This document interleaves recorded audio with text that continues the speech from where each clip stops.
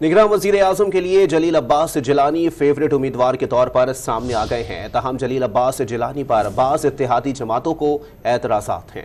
मजीद इस हवाले से बात करेंगे। डॉन न्यूज के नुमाइंदे नादिर गुरामानी हमारे साथ मौजूद हैं। नादिर, बताएगा इस हवाले से मजीद क्या खबरें गर्दिश कर रही हैं और क्या तफसीलात हैं? देखें, इस वक्त जराए ने यह बताया कि निगरान वजीर आजम के लिए जलील अब्बास जिलानी फेवरेट उम्मीदवार के तौर पर सामने आ गए हैं, लेकिन उन्होंने ये भी बताया कि जो अपोजिशन लीडर और इत्तेहादी जमातें हैं उनको इस नाम पर एतराज़ात हैं। और ये भी बताया गया है कि वजीर आजम अपोजिशन लीडर और इत्तेहादी जमातों से जो मुलाकात करेंगे उस मुलाकात में तहफ़्फ़ुज़ात दूर करने की कोशिश करेंगे, और अगर तमाम इत्तेहादी जमातें और अपोजिशन लीडर ने इस नाम पर इत्तफाक किया तो फिर अगले निगरान वजीर आजम जो है वो जलील अब्बास जिलानी।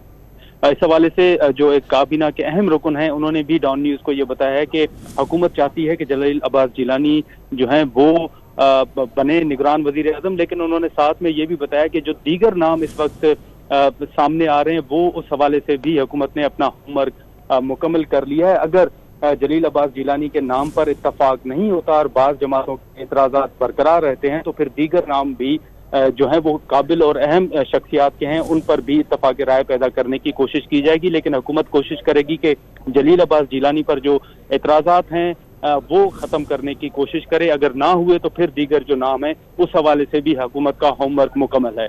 निगरान वज़ीर आज़म के लिए जलील अब्बास जिलानी फेवरेट उम्मीदवार के तौर पर सामने आ गए हैं। ताहम कुछ इत्तेहादी जमातों में इस हवाले से एतराज़ भी सामने आया है। तफसीलात बता रहे थे नादिर गुरामानी। बहुत शुक्रिया आपका।